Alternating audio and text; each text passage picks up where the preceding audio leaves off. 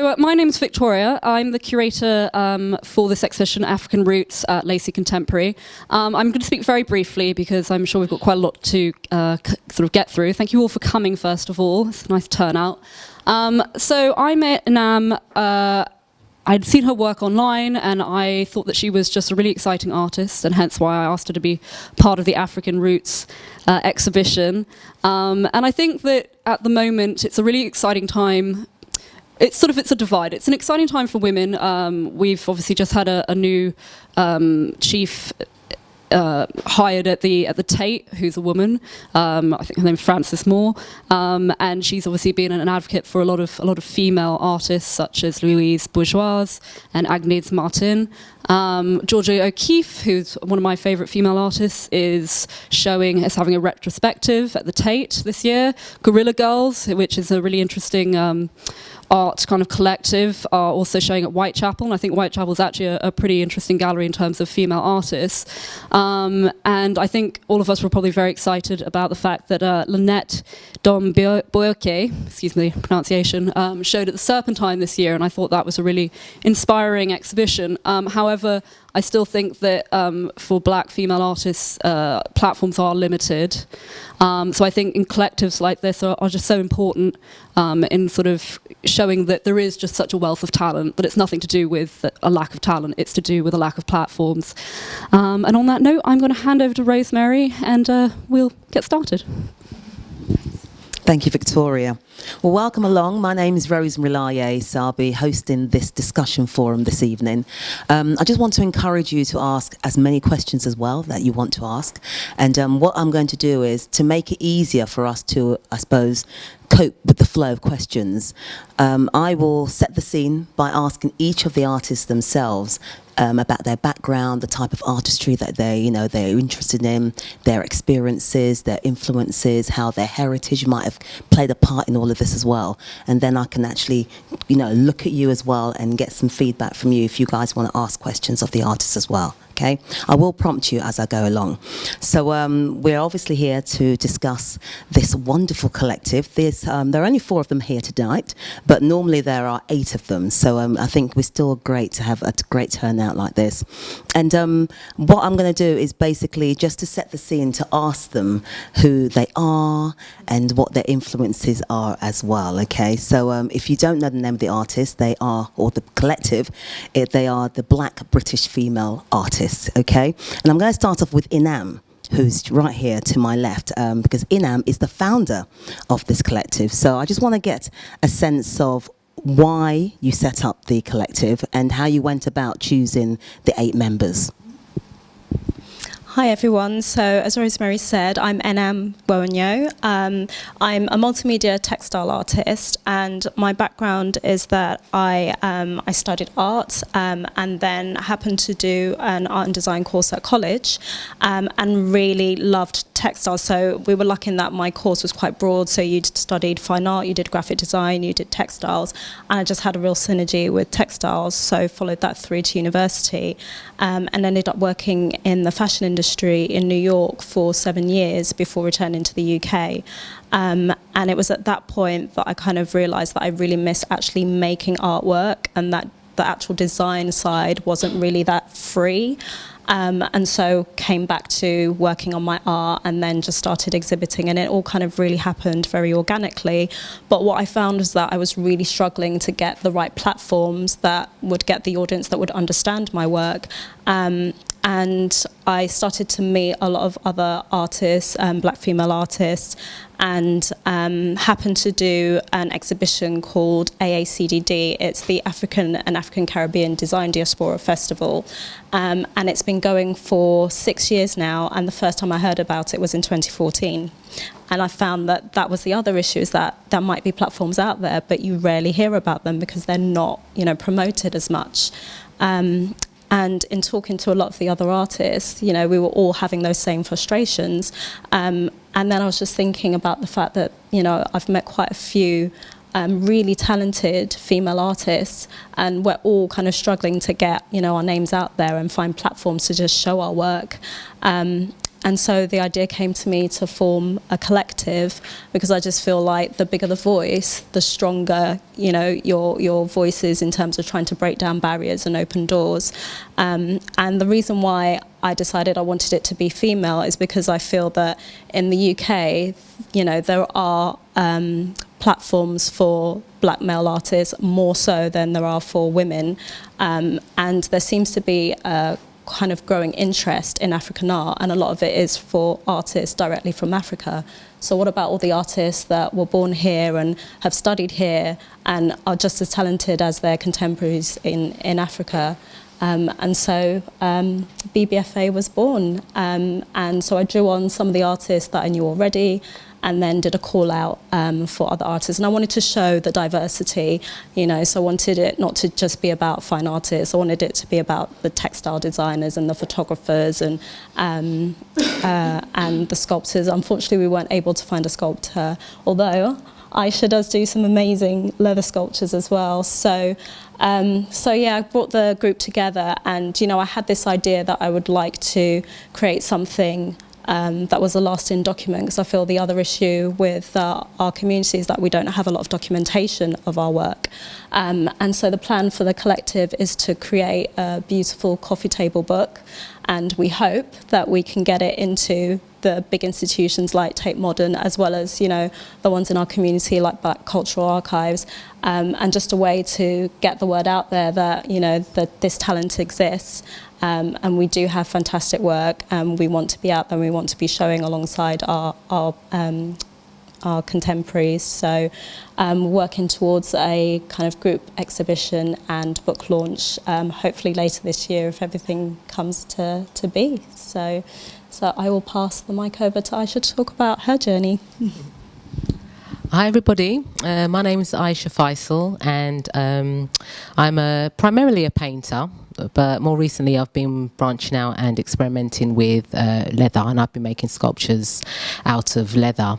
Now my background, my parents are from Sierra Leone in West Africa, and pretty much, you know, that has influenced a lot of my practice. But I mean, just to take you back to my journey, I studied graphic fine art, and the reason I actually went into graphic fine art, which the degree itself was a combination of commercial art and fine art, and I think at that time I was still pretty much trying to hang on to, you know, like to show my parents, well, it's a job, you know, you can get a job, you know, and really all along, really what I wanted to do was to do fine art. But I was still, you know, it wasn't really encouraged. You know, I started off doing A-levels in like statistics and maths and what, you know, really academic subjects, and it was like, well, why do you want to go into art when you know you've got this ability? And then after a while it was like, okay, no, I can't do this, and, you know, like I left the courses, and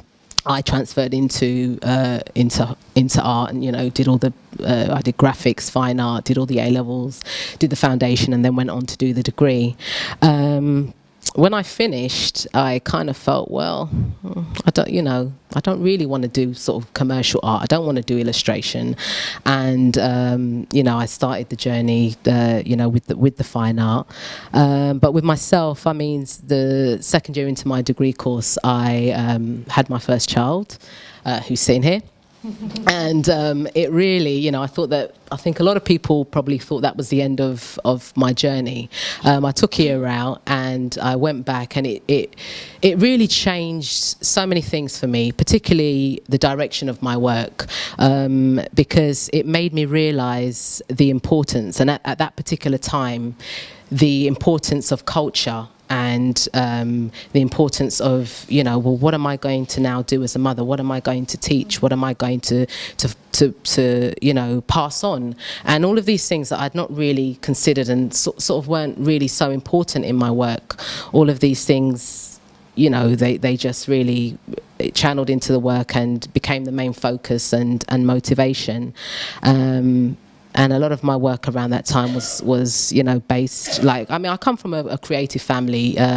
You know, my sister's a ceramicist, my mum sews, and they're very creative, but in very practical ways.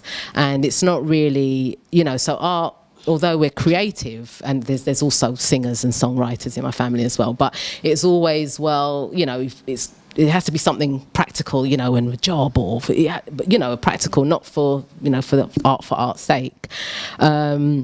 And my grandmother, actually, on my mum's side, my mum, she's from the Mende, which is one of the indigenous tribes in Sierra Leone, and she used to dye, you know, we call it gara. I don't know what it's called I think it's called adire in Nigeria, but it's a particular type of fabric. But she used to, you know, dye her own clothes, and each fabric would be a bit similar to, you know, like how you have the Scottish with their own clans and their own, they would have specific cloths that were specific to that region and to that family.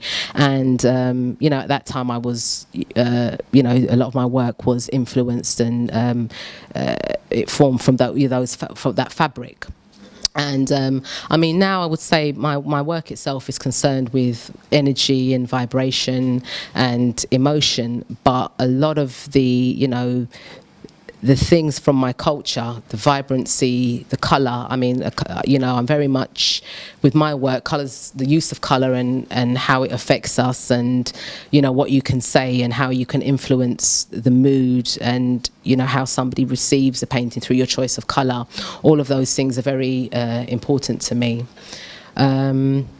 I mean, with the leather work, I never formally studied sculpture, but I was always interested in, you know, doing some sort of 3D work. And for a long time I was thinking, well, you know, what can I sort of just get in there with? What medium can I use? I just want to get in there and get my ideas and experiment, and without having to sort of go and learn casting and all of that. And it was actually on a family holiday, when we went to St. Lucia, and we saw some leather crafts there, and it gave me the inspiration. And I was like, oh my God, you can do this, you can work, you know. It's like, and I spent about a year actually experimenting with different mediums and processes till I sort of found, you know, a technique that I was happy with, and that's how sort of my leather work was born. And I'm continuing to experiment and sort of push myself with those. But I think enough about me for now. I'll pass over. Hi everyone, my name's Adelaide Demoa, and journeys, we're talking about journeys, right? Okay, so I've been doing this for 10 years, and been on and off full-time and working and everything in between and hustling, and in the last, I'd say, year or so, I guess you could say that I'm more full-time artist and painter, but I didn't start off my career in that way. I didn't start off my career as an artist, and coming from a Ghanaian family where I was born in the UK, but both of my parents are from Ghana. Anyone who is Ghanaian or even West African will understand that you are supposed to, especially our kind of generation, you are supposed to be academic, because if you have a degree in law or medicine or something like that, or accountancy, then you will always have a job. You always have a good job, and you always have a respectable job. All this art and all this kind of business, Charlie, you're not going to make money. So I was very, I was pushed in that kind of academic way, and I ended up studying applied biology at university. I actually started accounting and finance, and because I thought my dad would be proud, because my dad's an accountant, and I got 6 months into the course. I said, Daddy, I can't do it. He said, you better finish it. You started it. So I had to finish that year. And then I went on to biology, and I managed to somehow get a good degree in biology. I say somehow because I actually did enjoy it, but my heart has always been with art, and I started painting at secondary school. I studied Frida Kahlo. She was my favourite artist, and that's what started my love for art and for expressing myself in a way that expressed my emotions in an honest and in an authentic way. And so I continued to do that even when I was doing my degree. I left university. I went, I actually, it makes me sound like an airhead, but I actually finished my degree and was like, should I do medicine? That will make my parents happy. And then I said, no, I'm kind of fed up of being broke. So I ended up being a medical representative. And so I worked in pharma, I worked for AstraZeneca, and my parents were so proud. Hey, she's got a big car, she's making lots of money, you know, she's proud. And then, unfortunately for me, I was diagnosed with endometriosis in 2000, but I actually had been suffering quite badly for years, and they didn't know what it was. Got my diagnosis in 2000, and so by 2006, the condition meant that I was forced to leave the industry. But luckily for me, I had been practicing my art stuff. And it was something that I was just doing because I loved it. It wasn't that I was thinking in my head I could take it somewhere, because I'd been brainwashed by my parents that no, you don't do that. So, but yeah, so when I was forced to leave the industry, simultaneously, luckily for me, people were noticing that I had some kind of a talent, and people started offering me money for the work. And then it was born. 2005, I guess, is when I actually made the decision, do you know what, I'm actually going to do this. And I haven't looked back since. I had my first exhibition in 2006. I received lots of media attention, and since then I just haven't stopped. It's kind of been an up and down journey, naturally, with this kind of stuff. But I always thought I could do it by myself, and I think I've been okay. I've done reasonably well on my own. But I think the something like this collective, I just, when Enam approached me, I didn't really know what she was talking about at first. But once I understood what it was all about, I said, no, this is actually needed. This is really, really needed. And I'm very excited to be a part of it. And I know that doesn't answer anything about the actual question, but I guess we can come back to that. I'm going to pass it on. Hello, I'm Jemima Canagrati. Right. What is my journey? I am a figurative artist, a fine artist. I mostly specialise in portraiture, and I also do illustration as well. I come from a very artistic family, like Aisha, actually. We have sort of similar things. I trained to be a seamstress, and I was working as a seamstress for a while, a couple of years, and all of my family have set up their own businesses, though they've not been like massively famous or anything, but they've all had their own businesses. So to set up my own business was nothing unusual particularly, and I was semi-supported as an artist to follow my dream. But I think, actually, when I think about it now, basing my career from my heritage is very interesting why I always choose figures and people. I have a really, really mixed heritage where I have Chinese and Indian and native Indian in my family, and we're all very proud West Indians. And I think because I never particularly identified with one set of people, because I knew I came from many people, I really loved people's faces, and I got really good at guessing where people came from or where they probably descended from. And I got my first commission when I was 18 for a portrait, and it was of a lady's children. And then somebody else, I was working in an office for advertising. I did study up until like A-level design and graphics in advertising, and I didn't want to pursue it. I was offered by 3 prestigious colleges and universities to study fine art, but I didn't. At college, I felt that I was being told I had to fit into a category, and I had to fit into a context to be allowed to continue what I wanted to do. And I thought, well, that doesn't breathe life into my work. It's not helping, it's not fine-tuning what I want to do, it's just telling me what I have to become. And I'm very rebellious. I really don't like being told what to do. So if there's anything where I'm told, I can only be my own boss as well. I'm not a good employee, really. And I have to do everything my way, not because I'm stubborn. I have a really kind of electric mind. It works very differently to everybody else. So I only understand myself the best, and it's probably best I do things my way, without being bossy or without seeming ignorant. It's just better if I work in that situation. And so I think that's why I really liked portraiture. Also, what started my portraiture career was, it's I don't know if anybody's read the website from the gallery I was represented by. I was represented by B.B.F.A Gallery for a year, and I had to put my bio as to what inspired me, what started my career as a portrait artist. And it was actually because I had an attempted kidnap when I was 12. What? Yeah, I know. And the only reason the man was apprehended in court is because I had to draw a picture of him. And it was so good that, I know, it's slightly bizarre. It was so good that when the police had, caught the criminal, they said, she's done really well. This looks exactly like the man. And I realised I was really good at capturing people's faces. I know it sounds funny, but it was a really great thing, the attempted kidnap, obviously.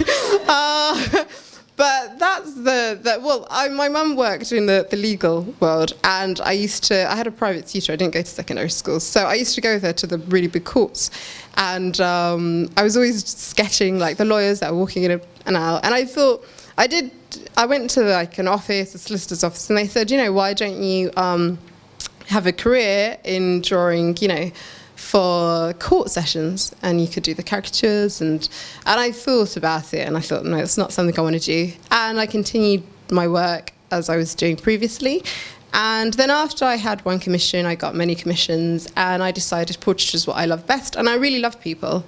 I'd say I'm social, and I do like socialising with people, and I do talk a lot when people get to know me, but I am actually quite quiet. I do enjoy just observing people, really, if I'm honest. I do. I enjoy observing people, and there's so much to learn just about people's faces without actually having to have a conversation. And I think there's so much more of a story behind that, and especially when you don't know people, you don't know where they come from, and that's what I really love about portraiture, which is why I've stuck to doing that. So I've been doing this for like 13 years now. And I have some exhibitions this year which are actually focusing on black women. So it's going to be really exciting. And yeah, that's me.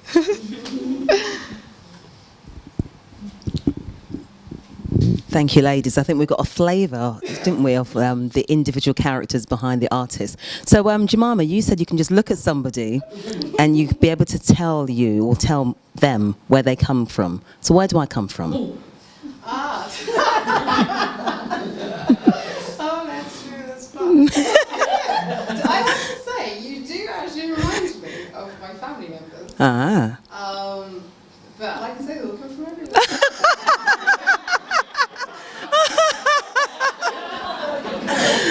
That's a great answer. But the wrong answer. Anybody know where I come from? Nigeria? Ghana? I know Enam knows, okay. So I'm Ghanaian, yes. I was wondering if you might know. And my next question is Adelaide, please. Now, I know that you're self-taught. And first of all, actually, I want to ask what your parents think of you now. I mean, because obviously you're living your dream now. And you're also self-taught. So for me, that just says freedom. So, how does that feel for you? Fabulous time. It's great.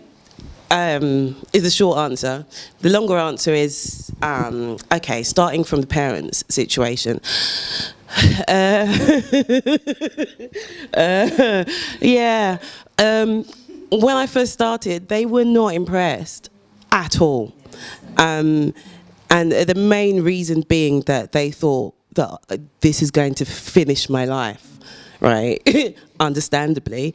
But then, as Ghanaian parents are, when they understood the potential in terms of what I could become if I was serious and if I kept going, if I got representation and all that kind of thing.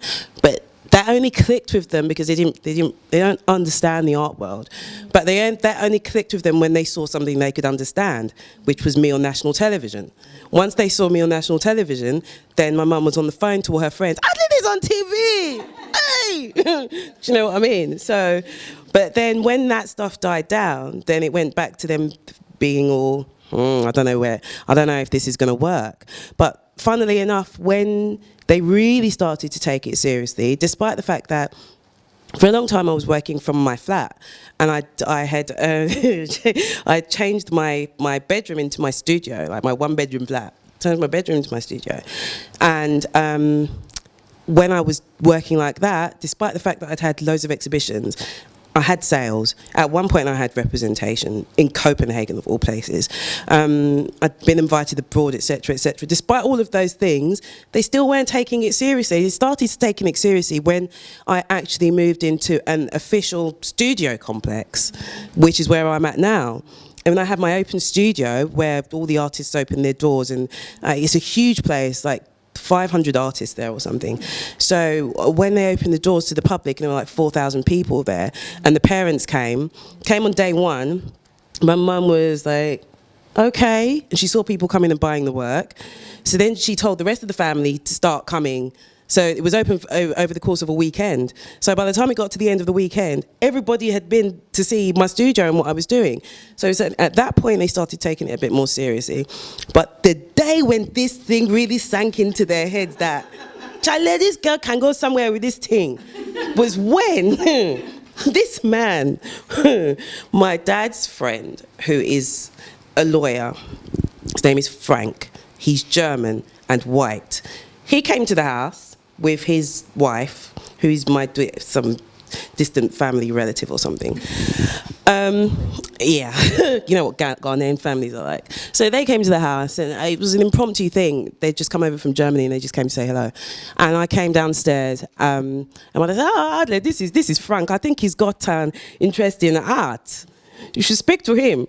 I said, hi, Frank, nice to meet you. Sat down, had a chat, showed him my work, and it turns out that this man, he wasn't just some guy, he is a lawyer, but he also runs a company where they do they do art consulting on a huge scale.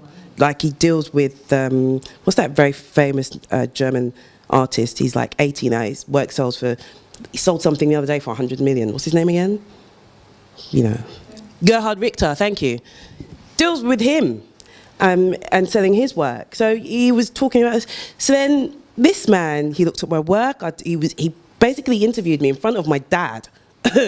And then he turned to my dad and he said, John, your daughter is very talented. And actually, she can make something of this, like seriously. And my dad said, oh, what do you mean? What do you mean? He said, no, seriously, like if I've got the contacts, I get blah, blah, blah, I'll do whatever I can to help her, etc., etc. But you need to be extremely proud of her. She's worked very hard, and she's got to this point by herself. And then my dad went, so, you know, you're talking about selling her artwork for some serious money. The man said, yes, John, yes, serious money. Oh, so Adelaide, if you do business with this man, I said, yes, Daddy, we can do a deal. Okay. Then now it's a completely different story. It's just interesting because really what it boils down, at the end of the day, our parents, they just want the best for us. And so if they can see that there's the potential that it can work, then they get behind you 100%. So now they're behind me 100%. But there's a really long-winded answer to your question. But the other part of the question was about how it feels to be self-taught. And I don't know what it feels to not be self-taught. So I can just say that all I can do is compare what I'm doing now to what I was doing when I was having a job. And I just feel like I'm myself. I feel more myself than I've ever felt in my life. Yes, it's been hard. It's been extremely hard. Sometimes it's been excruciatingly hard, but it's worth it. And I can't see myself doing anything else ever. It's a short answer to that. She said that was a short answer, did you? Thank you for that. I want to move to Aisha now as well, if I may, because you mentioned motherhood, and obviously I think we got a sense that that was a real influence in her artist that translates into your artwork. How do we see the energy and vibration? And obviously you went to university, you were taught how to do your craft. So what does that mean? Does that mean that there are boundaries? Do you feel that you can't go beyond the boundary?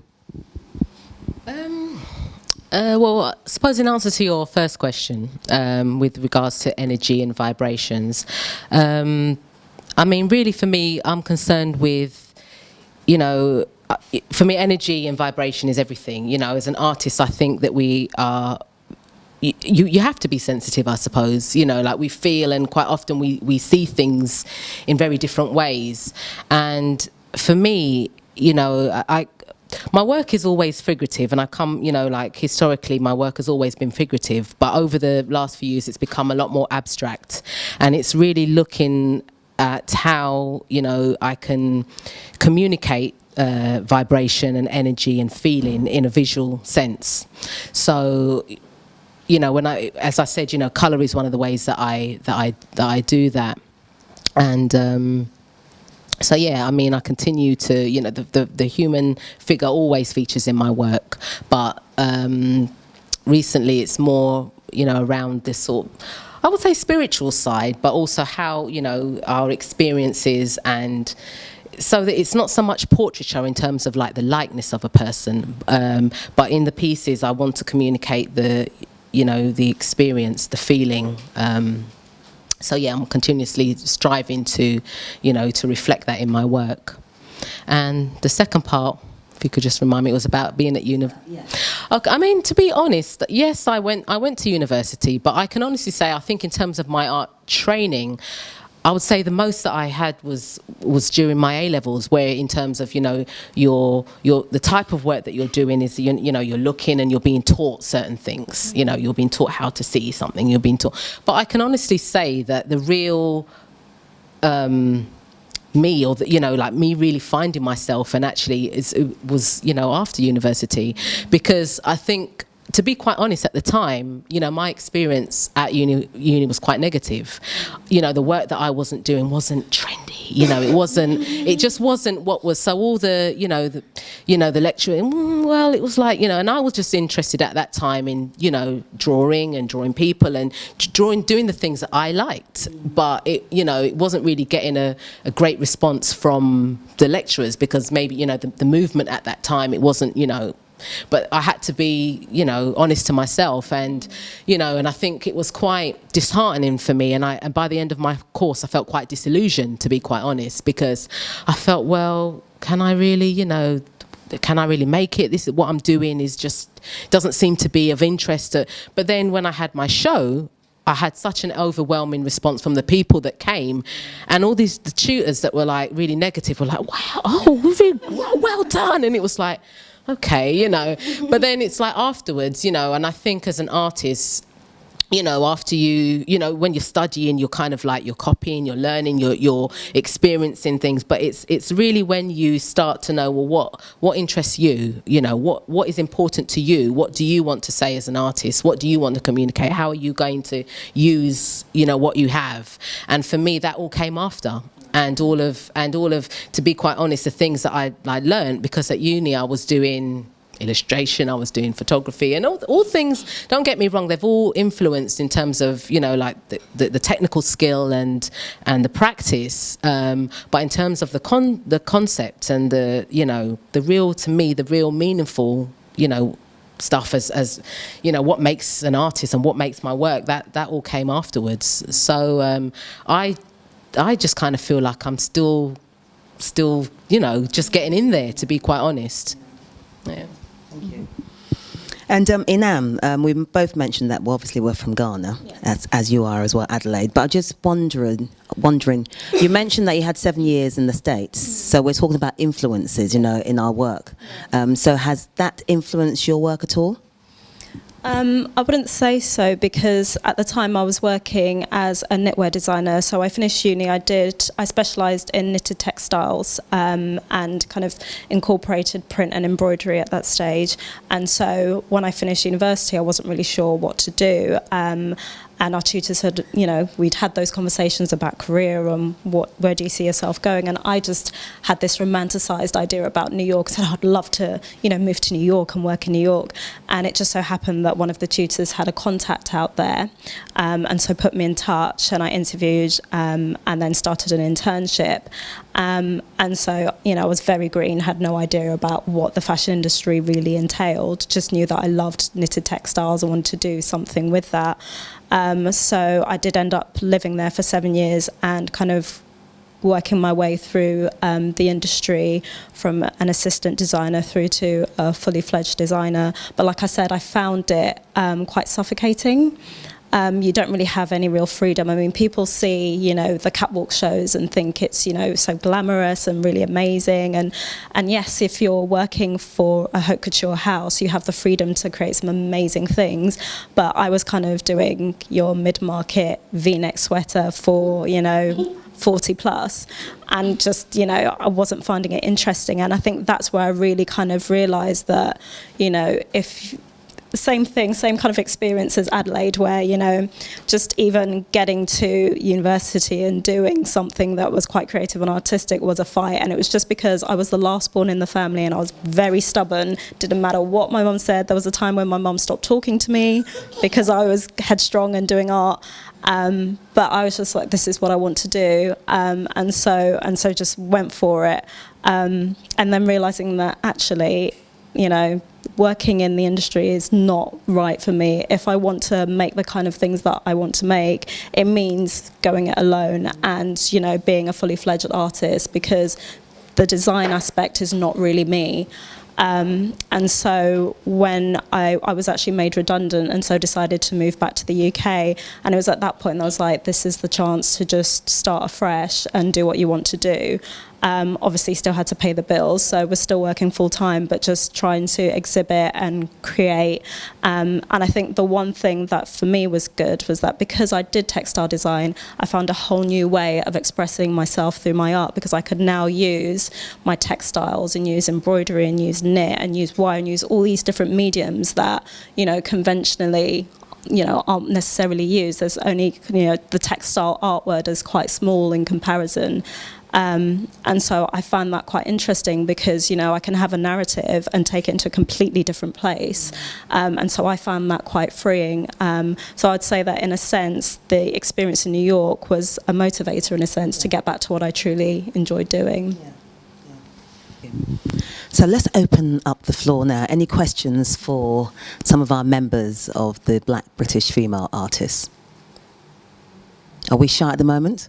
Well, if we are, I'm just going to continue then if we are. Is that okay? Yes? Oh, Victoria's got a question. In terms of your collectors, because you've obviously talked about the process, do you have sort of a message or something that you would want to say to collectors of your work, whether they're European or black or white, whatever it is? And I mean, what sort of, because obviously they're the people that are helping promote your work as well. I think for us, I would say as artists, obviously we are passionate about what we do, but it is our career. And so what I would say probably for all of us, the case is that we just want people to invest, especially invest in black art, invest in African art, because I feel like, especially within the community as a whole, there is that kind of stance of, the art world maybe isn't for us, which isn't the case at all. I mean, coming from my heritage, art is kind of inherent in our culture, in everything, in our pottery, in the way we build our homes. It's, it's not a new thing. So I don't feel like our community should feel excluded from the artistic experience, and being, especially that we're based here in London, there's so many amazing institutions that house art that you can go and visit for free. So please do get out there. And if you are passionate about art, do invest in it. You know, you can pick up a small piece and just start from there. So, you know, it don't feel like it's exclusive. It's inclusive of everyone. And, you know, you've got people within your community creating art. So please do go out there and see it and invest in it and become part of the discussion, I think. I don't know if anyone else wants to say anything. I guess I would want to know, like, when you say what you want to say to collectors, can you define what you? Is there something specific that you're asking? Well, I suppose collectors and also sort of audiences of your work. Mm-hmm. You know, what is the message that you're trying to get across? And I think, you know, Enam has really sort of summed it up in terms of kind of support. But I mean, I guess that's kind of what I'm saying. Yeah. You know, what do you want? I mean, why should people come see your work, essentially? Okay. Yeah, I think Enam summed it up. I also think that each of us, obviously I can only speak for myself, and we've all got something unique to say. And if you come and you look at our work and you see something that you identify with, you see something that resonates with you, and you really love it, then just invest and enter into a conversation, build relationships with artists, because that's why we make art. We make art because a lot of the time it's an impulse, isn't it? It's like you have to do it, but in order for us to keep doing it and to keep creating beautiful pieces, we need that support, and that support is emotional and financial. Without the financial support, without people buying our work, we can't continue our practice. So yeah, that's it really. Anybody else? Okay. My name is Lucia. Just to build on the financial aspect, when you're starting out, because my sister's an artist and I can say it's very expensive. So as a self-taught artist, what would you say to people who are kind of being self-taught and investing in themselves? How do you keep that belief? How do you keep the belief as somebody who's self-taught? How do you know that you're going to make something out of yourself? You don't. You honestly don't. It's about... You need a Frank to come to your house. Yeah, that. Yeah, you need one of them. But I mean, like, I was doing this 10 years before Frank came along, and I'm still here. So it was a struggle. You just do. The thing about it is that it depends on the kind of person that you are. And for me, like, I've just always been a very stubborn and a very driven kind of person. Whether that's a good thing or a bad thing, it depends on the context that you're talking about. Because in some contexts, those kinds of character traits may not be good. But in this context, it's what has kept me here. So it's about having that self-belief and that passion in what you're doing, and also to just keep the curiosity, keep the hunger alive, keep researching, keep going to shows, make contact with other artists, and keep those conversations going with galleries, with collectors, with whoever. Keep the conversations going. And one of the things that I did, which kept me going actually, to help me to build relationships with other artists and gallery owners and things like that, was I started interviewing people. I started interviewing artists, and I've built up quite a large bank of interviews with artists. So that's like a side thing that I'm doing at the same time, which has also got my name out there. But at no point did I know that anything was ever going to work. I just kept doing it because I didn't know what else to do. Hope that answers the question. I just wanted to say something as well on that. As an artist, you know, one of the things that really encourages me is the feedback. You know, I mean, there's been times when, and I think sort of being an artist can be sometimes quite, when you're creating work, can be quite isolating. You know, you could spend months, you know, years, however long creating, and it's just, you know, you and your work, and then it's not until you actually put it in front of somebody and that it's out there that you get the response. And sometimes, you know, that can be so, it can be nerve-wracking, but it's like, okay, but it's like, what do you do it for? So you put it out there, and then when you share your work, you know, even if it's something that's incomplete or it's a post or whatever, and you get that feedback, and it's like, and you know, it's like, wow, you know, people connect with what you're doing. It really does. Well, for me anyway, it just encourages me, and it just makes me think, you know, I'm here. Yes, I'm here to do, you know, I'm here for a reason. You know, what I'm doing is having an effect. What I'm doing is making, you know, is having some sort of impact, and it's affecting people, and they're telling me, and it's just like, sometimes you just don't know how much, you know, it really, you just, you know, when you know, I've had people stand in front of my pieces and literally, you know, stand there looking. I had one girl who was crying. She was like, oh, this is just so much of how I feel. And this was at the Oxo, and it's just like, you know, as an artist, it just, you know, for those times when it's like, you think, oh, what am I doing this for, you know, kind of, and then you know, that's very short-lived, you know, but it's like, but then you know, it makes all the difference. And when, you know, when you do sell your work, and people do invest in your work, and you know, and see the value in what you do, see the value in what you have to say, it, you know, it makes all the difference. And as Adelaide has said, you know,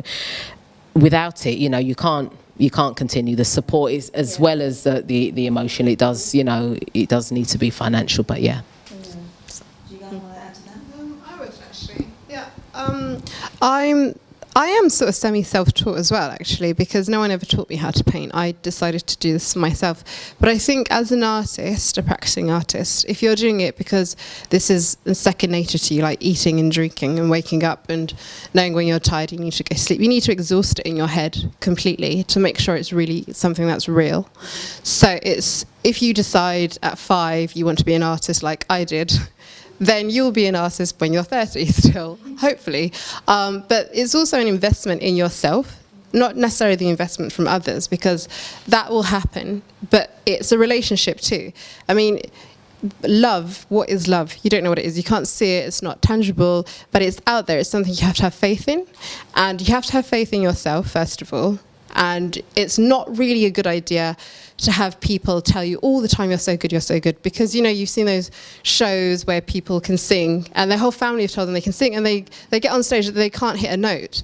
So it's really good for yourself to know, I mean, there's lots of people who say they're artists, and I don't really believe everyone can be an artist, because that's why there is only so many who practice art and continue to do that. You know, everybody wants to be a fashion designer, everybody wants to be a makeup artist. We're all everything, but only some of us continue to do that because it's so real for us, and we're not even forcing other people, bless you, we're not forcing other people to say, oh, you're so good. We don't do it for admiration. We do it because it's something that keeps us alive, mentally and physically, and it's a relationship with yourself, and a relationship others build with you. So it is very isolating, because, you know, I spend so many months on my own. Sometimes I don't know what's happening in the world news.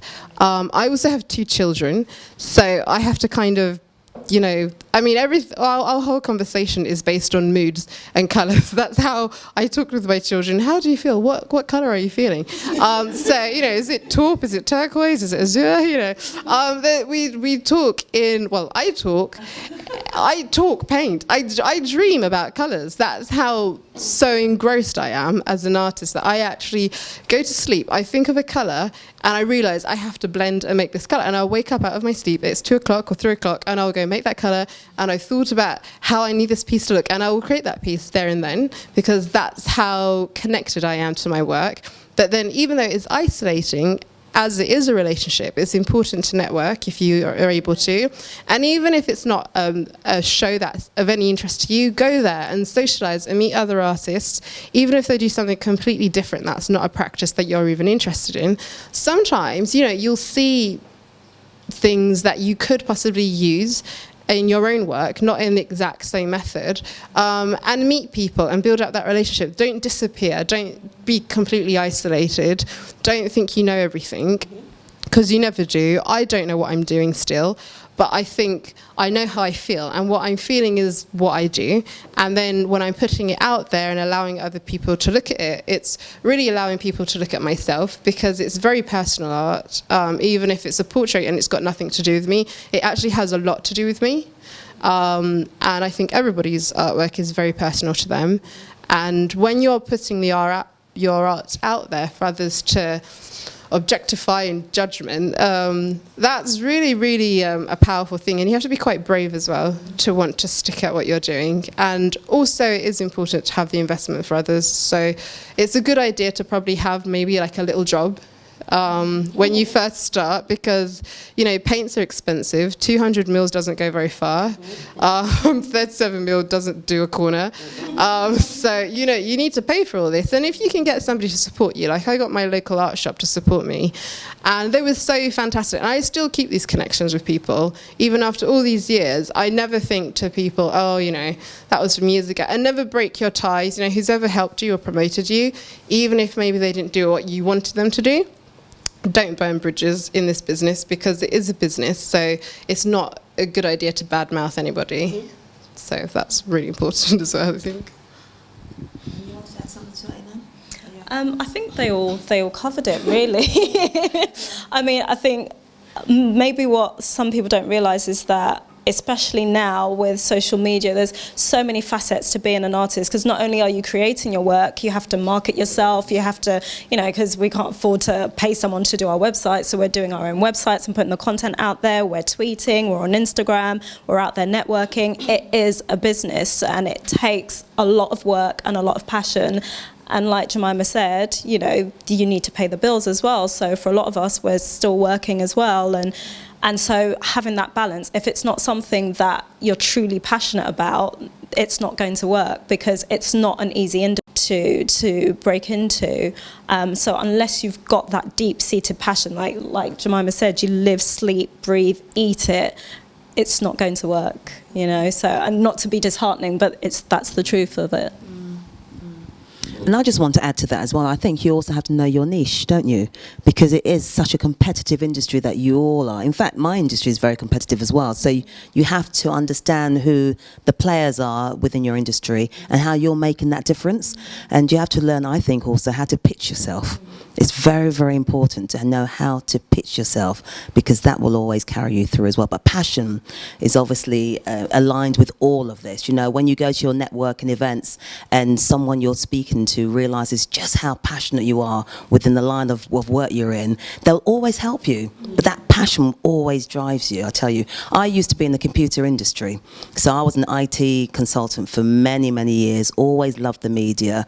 And I just ran from passion. I had no idea how I was going to do it, but I just went along with it. You know, I just had that passion, and I knew what I could do that was different from somebody in radio and TV. I knew how I could write scripts, and the passion has just driven me to where I am now, really and truly. Any other question? Yes, please. Hi, everyone. I'm a sculptor, so a lot of what you've all been saying resonates very much with me. But I'm also, my question's more to do with, recently I've become a trustee on the board of the Royal British Society of Sculptors, which is a great organisation to support sculptors. But one thing I have noticed is that I'm very worried about the diversity of the organisation. It is very wide. We don't actually know, strictly speaking, the numbers, so we're going to do a project to actually poll our members to find out a bit more about them, so we know where exactly we are. But I'd be interested to know, what do you think we could do as an organisation, an organisation that looks to support artists, to encourage applications for membership from the ME community or you know, other minorities, and what would influence you personally or encourage you to apply for membership of that sort of organisation? It's a great question, actually. Wow. I think the main thing is getting out there into the community. So it's a case of, you know, what publications could you use to promote the fact that you're trying to reach out to, you know, the BME community. So, you know, Voice newspaper, the Black Cultural Archives. I'm trying to get in touch with the art institutions and the people that are kind of in contact with the community and can get the word out. I think in terms of what will draw the BME community, it's more about, you know, if we can see our story being told, then we would want to be a part of that. And I think that is what the issue is in the UK, is that in the bigger institutions, you can't see yourself, you can't identify with yourself. I mean, a lot of my work touches on that fact of growing up as a child and playing with dolls that don't look like me, and what effect does that have on me as a child. And, you know, I'll be honest, I was ashamed of being out, you know, going to church with my parents in their traditional cloth on, you know, Streatham High Road, because, you know, everyone's staring at us. And it wasn't till we moved to Ghana and I was surrounded by people in traditional cloth and wrappers that I began to really accept who I was and be proud of who I was. And I think that is the, you know, the kind of inherent issue in that, you know, if you don't see yourself, if you can't identify with the art or the story, then you don't feel like you belong. So it's trying to create that feeling of inclusion is what will draw, you know, the BME community to join those kinds of organisations and institutions, I think, anyway. Yeah. I think also it's just having the conversation in the first place, like you asking that question here today, to me, is so refreshing. I've never come across anyone from that kind of institution who's come to this kind of event and said something like that. Yeah. So for me, that's a big step forward, right? And then at the same time, continuing to encourage, I don't know, board members, whoever the powers that be are in these kinds of organisations, to step out of their comfort zone, come to these kinds of event and meet us. It's that simple. Once people meet and you have a conversation, it doesn't matter who you are, even if I don't recognise myself in you, you don't recognise yourself in me, guarantee we're going to have something in common. Like, we're both artists. That's a place to start a conversation. So as soon as that kind of starts happening, and it's not a case of, okay, for me, when I started out in the art world and I started going to events and stuff, most of the time I was the only black in the room. And I'm quite used to that because of where I was raised and where I went to school and all that kind of thing, so it didn't really affect me that much. But for a lot of minority people, that is difficult to manage, it's difficult to deal with. So if people like you start coming to these kinds of events more often and having the conversation, introducing and encouraging us to come to your events and just showing us that there's nothing to be, just because your face may not be represented now, but if you come along and you see that you've got something in common with us, and then we can then be the start, the instigator, and then we can then be the face for other people who want to come in, and then that's how it will. Do you see what? Does that make sense? I feel like. I think also if it starts from a really young age, where most people are introduced to art, I don't know what the curriculum is really in schools, but I know when I was young, and we did most of the history in the UK is always white history. So that's a big issue, because you can't reflect, or really, you don't really want to have an interest because it's got actually nothing to do with you. But then even in art, I loved going to the National Portrait Gallery, and I still go there. It's like my mecca. It reminds me why I like to paint. But also in the National Portrait Gallery, there's no black faces, which is why I mostly do portraiture of minorities. I do lots of Asians. I've got like some Kurdish customers right now. And I've got children, so like Aisha said, you know, that changes your reason for working as well. You know, I want my son to see black men and to be, okay, but then what is his title? What has he done? And it's always about what are these people doing for you? Why should you want to be interested in it? So even if you want to introduce black people or minorities into sculpture, what do these sculptures represent? And what does it mean for them now? How is it part of their history? How is it part of their future? And I think if maybe, I don't know if they do like open days at university where people are studying art or fine art, or how you could go about, maybe do like taster workshops, could be really good. Go into the communities, and maybe you do like, I know it costs a lot of money, but I do workshops. I know lots of people think they can't do art and they can't paint, but I do like workshops. I do mostly get paid for those because I can't afford to do it for free. But if you're coming from an institution, you could probably get funding and do, an open day in the summertime or in half-term holidays, get families to come along and to introduce them to these new topics and styles of art. That could be really good. And also, like Adelaide said, arriving here is a really good thing as well.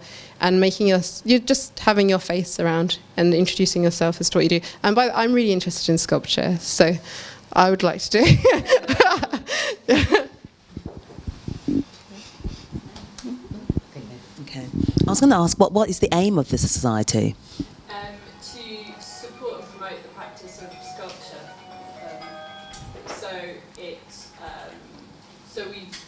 It's a membership organisation, so members pay to be part of it, but there were sort of early career sculptors, there were bursaries, which is how I first became a member. But they have amazing opportunities, so I managed to get a residency in Italy for 3 months in a bronze foundry. But it's also a community. Sculpture is in some ways harder than other forms of art because there's so many costs and so many practicalities and so much harder to sell because people don't know where they put it, things like that. And sculptors are very self-supporting.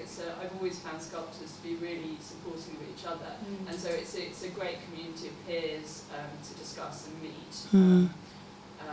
It's based in West London, in South Kent, between South Road. So we're actively encouraging, professional. It's not early career. It's people who've already sort of established themselves as sculptors to become members and to join the conversation and to look at. We do a lot of joint projects with other organisations to fund residencies and commissions.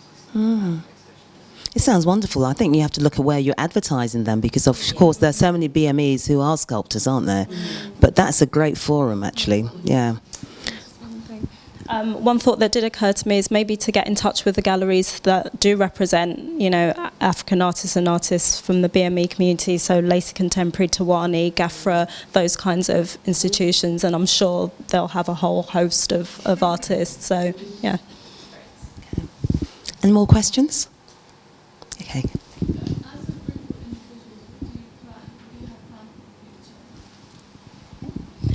So for the group, I think I touched on it slightly, but so the idea is that we're working towards a project for the tail end of this year, and that is to launch this book that kind of introduces us as artists on our work and our journeys, and to have a curated exhibition. And beyond that, what I would love to see happen with this initiative is that it does grow into a funded initiative that helps emerging Black British female artists, because I feel like part of it is the education as well, because just in putting this collective together, I realised so much that needs to be learnt within the artists in our community. So I'd have people approach me that were interested, that responded to the call for artists, and they haven't even sent me their website, and straight away that's like for me it's a common sense thing, but it just shows that there's a slight lack in education of how do you respond to a call for artists, or where would I, when I first started I didn't really know where to go to exhibit. I was just kind of reaching out in the dark. So if there's some kind of support group out there that has these things in place that can get you in touch with a gallery or can provide you with a mentor, then already you're off to a better start than when we first got out there. So that is the hope, that we can become an initiative that will help our peers and help young artists that have just finished university and want to try and launch a career and make a go of it. I'm glad you said individually. And individually, so yeah, just kind of keep growing. I'm still learning as a textile artist. I'm working with, so this piece that's our kind of promotional image was a collaboration with one of the other artists that couldn't make it here, who's also a textile artist and a photographer. Her name's Onome Otiti. So we applied for an art fair in Toronto and received word that we've been successful in doing an installation out there. So we'll be busy working towards that. That's in the middle of February, so that's the next thing. And then after that, I think I'll probably be taking time out to just dedicate to B.B.F.A and to getting the project really kind of going if we want to achieve the deadline that I set. So. Well, for myself, I'm currently working on paintings for a solo exhibition. So I'm really just in the process of getting all my, the body of work together, and obviously, for the planned exhibition with the B.B.F.A. So yeah. I've literally just finished the solo show in November. And it's my 10th anniversary next month. And then I'll be working toward another solo show at the end of the year, and then the B.B.F.A. thing at the end of the year. I'm going to be doing lots of work with the Black Culture Archives this year. So they've been really supportive, and I'm going to be doing some pieces that are going to be available to buy in their museum shop in the summertime. And I'm also doing an exhibition, which they're supporting as well. The venue's going to be there for the solo exhibition. It's for Black History Month, and this last year with B.B.F.A. I focused on Black positive males, and this year I'm focusing on women. I think I've said a little bit about it, so I'll be having that. But I'm also going to be doing a short film for it, so that will be previewed as well. And that exhibition will last for maybe 2 months. I'm not sure how long, but it will be there. So just look out for me if you go down Brixton. I don't actually live in London, but I will be coming back and forth. Yeah, that's what I'm doing.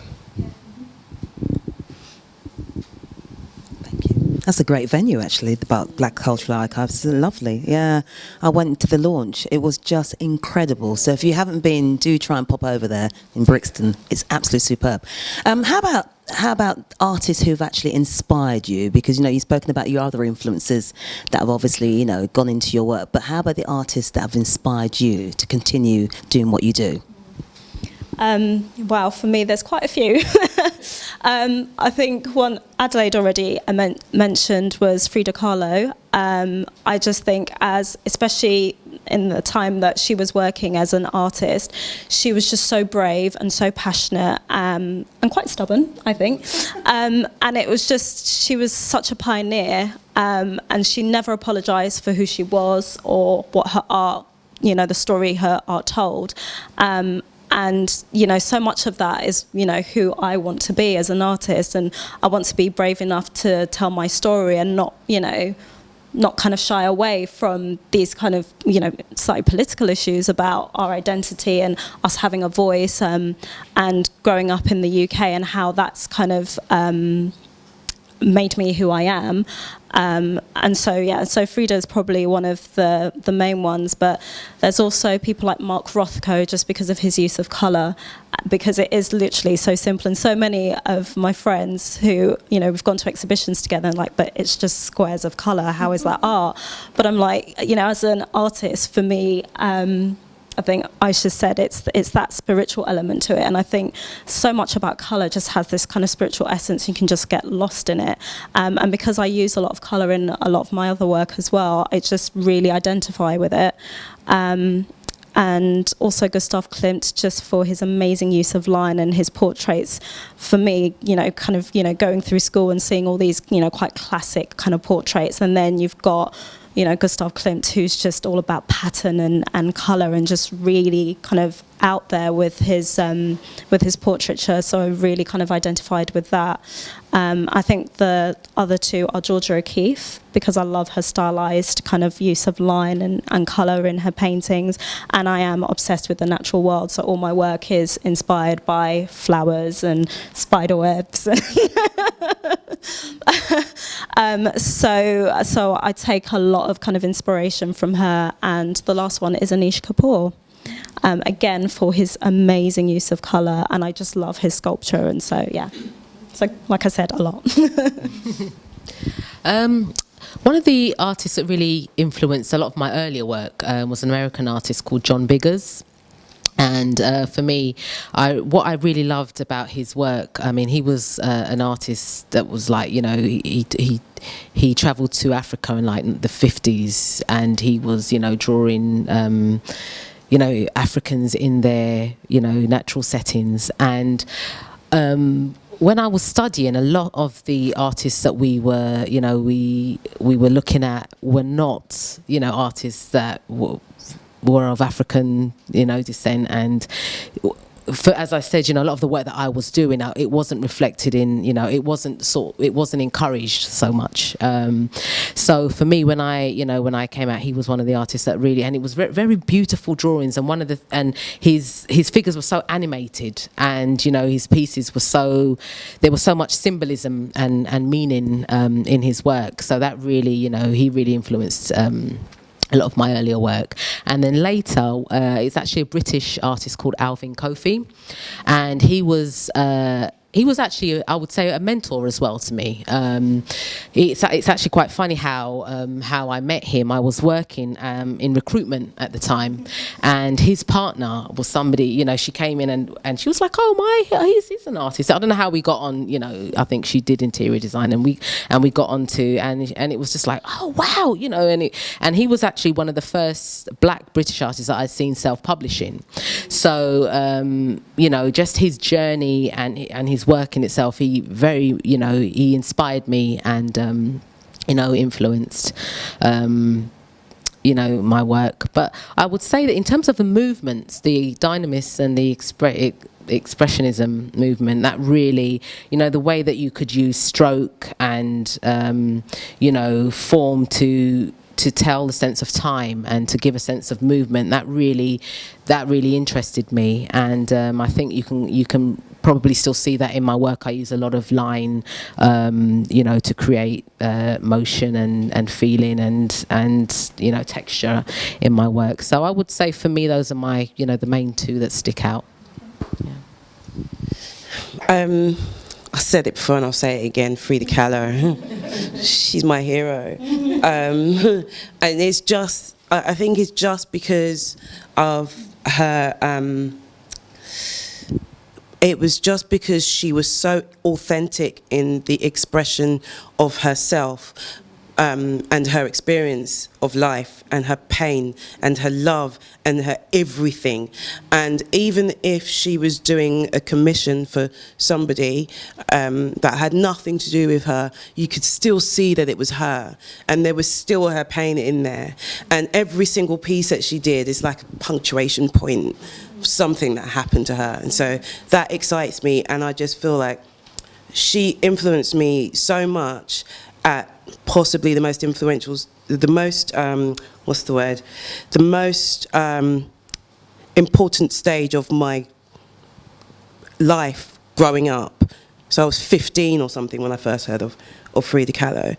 So, and that was a time when I was really developing as a human being, in terms of the way that I thought about expression in an artistic form, that kind of set the stage for the way that I continued to express myself artistically. So I've done the same exact thing, but in a different way. So it's not necessarily self-portraits, but there's a lot of narrative in my work. I'm telling a lot of stories, and I'm now using a lot of text as well. But yeah, so for me, Frida Kahlo, she's just my everything. And also artists that I have interviewed, Edward is one of them. Edward Ofosu, he is an absolute master. I can see another one over there. You thought I didn't see you, didn't you? Yeah. Oh my God, Edward! He's done a portrait of me sitting right there. This is crazy. Anyway, so yeah, I've interviewed a lot of artists, and because stories are so important to me, their stories propel me as well. Even if I don't necessarily identify with their style of work, just the stories of other artists always inspire me to keep going. Well, as everybody is influenced by Frida, I like Frida for her narrative. I do genuinely like her. I do. And I love the blues that she uses in her work. But I really like Caravaggio because I really love his fleshy paintings and how he gives so much atmosphere, and the light and the dark, that's incredible. I really liked Musha, who I studied a lot of when I was studying graphic design. And he uses lots of flowers, as well as Frida, which was really lovely. And I liked how he always linked the femininity of floral and women, and the figures of women, and the hair, and the figure of a woman, like a realistic figure of a woman. And and I really liked his simple use. It was really illustrative, but at the same time, when he painted it was really beautiful. I liked Paul Gauguin as well, because he was the only person, as in classical kind of painting, that figured brown women, and they were bodied women as well. So even though I really loved art and I wasn't seeing many brown faces or black faces anywhere, I really liked I liked how he actually approached the subject as well.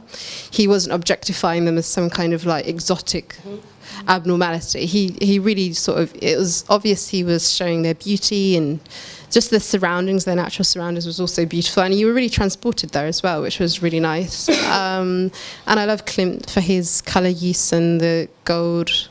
I like gold and sparkly things, and I like how he was able to use so much colour and make it sort of abstract, and it was so beautiful as well. It seemed quite light, even though it's quite, you know, dense, the colours. I like everybody, really. I would say, you know, who I'm actually, I kind of go through periods in my artistic career of who's kind of influencing me, but not actually influencing me, because I've actually avoided knowing anything about artists on purpose so that I could never paint in the style of or do this because of. I've always avoided them. So I've only really been doing my artistic history for the last couple of years, really. And who I've been really interested in, I love watching YouTube documentaries on artists. I can watch those for hours and hours and hours. And Picasso, who I really couldn't get why anybody liked him. Having learned about him and getting some kind of education on him, he's fantastic, he's amazing, and I really love his evolution. So I kind of feel like I'm in my Picasso period in the fact that I'm playing with styles and I'm not just saying this is my style, this is how I identify myself. I don't identify myself as one style.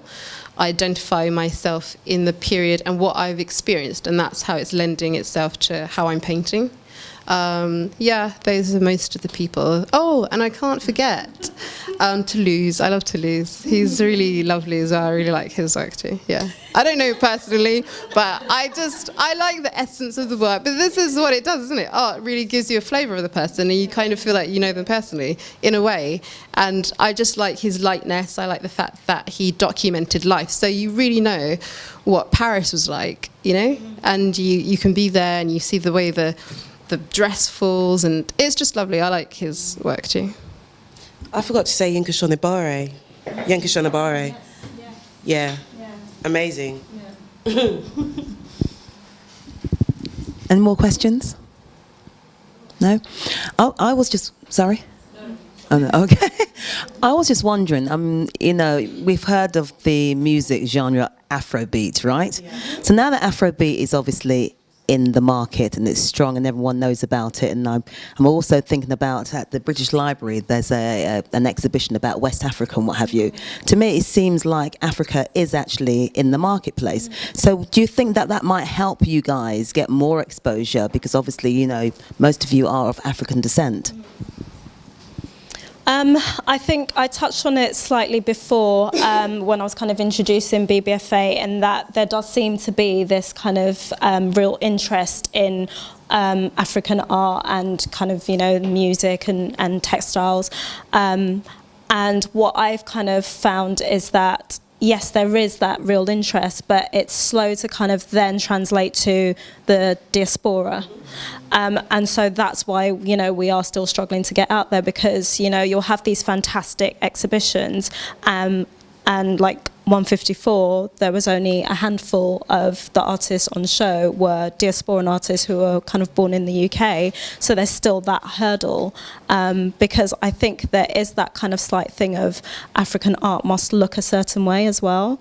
And so when you've got, you know, artists who are creating work that is just, you know, expressive work, it doesn't have a certain kind of look, then it's not necessarily understood, and so it's not seen as, oh well, that's not African art. And so I think there's part of it is the labelling of it as well, because then there becomes that connotation that it has to look a certain way, and surely art is art and it's just expression, and so it shouldn't have a certain look. So I do feel like there's still a way to go for it to just be about art. It's not necessarily just African art, it's just art that's telling the you know, the story, the black story, maybe is more what it should be. So I don't know if you want to. Yeah, I think it's when you invited me to come here, actually, I was thinking to myself, I don't know what the hell I'm going to say, because my work, like what you were just describing, nobody could ever look at my work and necessarily know that I'm even black, let alone that I originate from Ghana. And so you don't necessarily see the African influence in my work. It's not obvious to look at it. And so being black and British and female in the UK and trying to make a name for yourself, in that sense, it puts us in a unique and difficult position sometimes, because of the fact that there's a certain breed of collectors who are out there now who are specifically going for African art because it's in vogue at the moment. The last few years, it's almost palpable. I went to an auction at Bonham's a couple of years ago, and it was crazy, the bidding that was going on there on African art. But all of it, every single piece, is from the continent. There weren't any diasporan artists there. And so the collectors, and I've spoken to some, I know Mrs. Cooper at B.B.F.A. And so those kinds of collectors aren't, when they look for work of African artists, we get passed by in the conversation, and it's because our work doesn't look like that. It just doesn't. So I kind of feel like that's why it's important for us to have this kind of group. And it's important for us to get that kind of exposure because they just don't know about us. And even when you talk to them and have the conversation, some of them will look at the work and go, oh, that's nice, but it doesn't look very African. And then they'll move on to the next thing to change the way that I work or the way that I am, just so that I can attract a certain breed of collector or to fit into what's in vogue at the moment. So it's about trying to carve our own place in the marketplace, and to encourage collectors to see that we actually exist. And it's starting to happen, but it's a difficult process. I think the only other thing I wanted to say as well is that it's important not to just think, this collective isn't just African, it's about representing all artists of black origin. So we've got Caribbean artists as well, and their story isn't necessarily going to have an African tilt to it at all. So it's just art, and it's good art, and so there should be a space for it, and people should be willing to invest in it.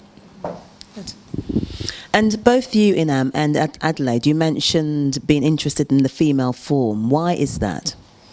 I think it's just about I'm a woman, and so I'm telling my story. And so, with my work, like some of the work on show here is from my Sugar and Spice collection, and that was just looking at the feminine ideal and how women are groomed to act a certain way in society. Even from a child, you play with dolls, and you pretend to cook and all this kind of thing. And then also then looking at how that translates as a little black girl, then, reading these fairy tales about princesses that don't look like me, playing with dolls that don't look like me, and so I don't exist, and what kind of effect that had on me. And because all my work is inspired by the natural world, I looked at spider webs specifically because of the black widow spider and the fact that it eats its mate. And so that sense of the empowerment and the strength and the confidence, and also the fact that they make these beautiful spider webs that are really ethereal, and if you catch a spider web in the morning, these beautiful little dewdrops that look like jewels. And so something that classically in the fairy tale and in life is kind of that, oh, spiders are scary and fearful, but make these beautiful things. So it's then turning it on yourself and thinking, in Western society we have been painted in a certain way, but just to look in yourself and realise that you are unique and you are beautiful and you have this ethereal sense. And so, it's just about telling my story and my experiences and how I've kind of grown, and growing up in Western society, you do struggle to kind of find your identity and your place and have that confidence and value in yourself. And so it's kind of embracing that and just telling that story through my work. I think for me, it's beauty. It's as simple as that, really. I just find the female form, there's a mystery, and there's a beauty which is, it's quite it's difficult to capture correctly, but when you get it correct, oops. But when you get it, when you're able to capture that, it's something that just holds everybody's attention, and I just like looking at the female form. I like working with the female form. I like using the body to tell stories. I like using, and there's so many different shapes that you can get with the female form. It's not necessarily, I don't know, it's difficult to describe. The lines, the form, yeah, it's beauty. I'm interested in beauty, I'm interested in love. And for me, the female form is the best way to get those things across. Yeah.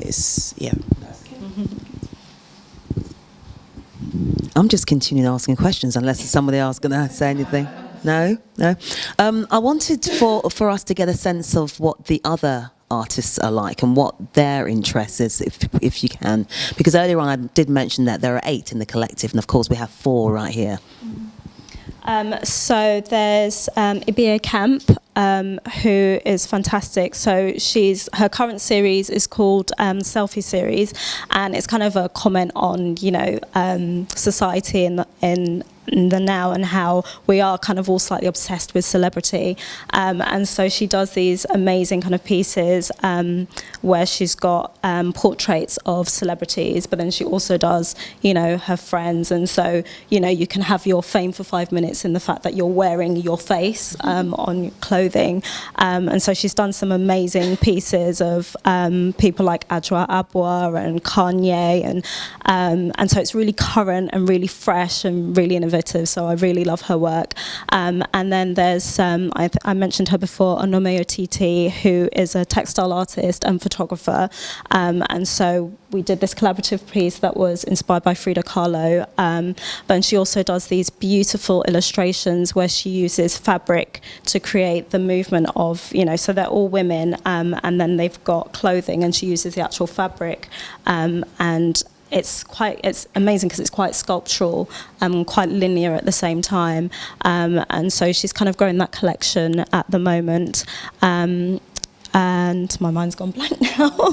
Carlene de Souza, who is a graffiti artist, and she's done some amazing work. She recently did a piece at the South Bank, which was kind of impromptu piece as part of the Urban Jam.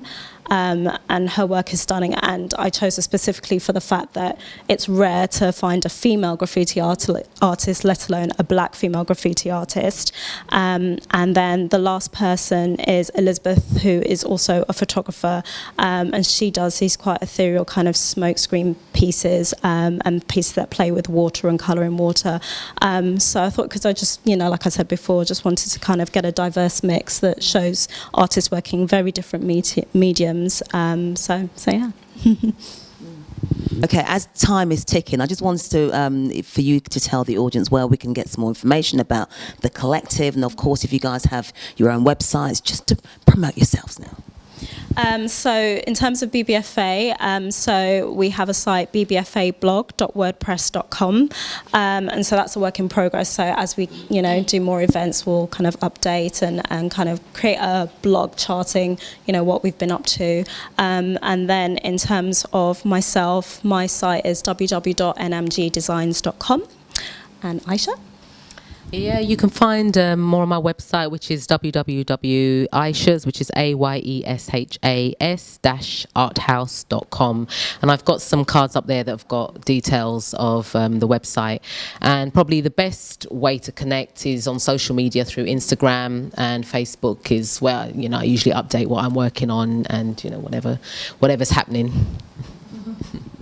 Yeah, same. You can find me on social media. I've got some cards over there. My website is adelaidedemoaart.com, or you can just Google Adelaide Demoa. But yeah, the easiest thing is probably just get a card over there. My name is Jemima Kenegrati, so I'll spell it for you. So it's Jem. Can I even spell my name? Jemimah. And my surname is Canegrati, which is CANEGRATI. So if you want to find me, you can find me on Facebook. I've got a Facebook page and I update it with sometimes the portrait sketches I've done with customers who are happy for me to share it on social media. But if you are interested in investing in my art, because I do actually sell original 16 by 12 on my website, which is www.jemimakanegrati.tictail.com. It's Tictail, TICTAIL, and you can find one-off pieces that I do there, and you can contact me via Instagram as well, and I think my handle is j.canegrati artist. I don't unfortunately have any cards because I'm so obsessed with my artwork. I generally forget to bring business cards all the time, and I do have some, but you can find me. If you know my name, you'll find me. Just to say as well, on the B.B.F.A website, there's an About Us page, but there's also a page for each artist with a link to their website as well. So if you struggle to remember, just go through there. There's also, if you haven't picked one up on your seat, there's some more flyers about the B.B.F.A collective, and I also have cards there as well, so feel free to pick up. Yeah.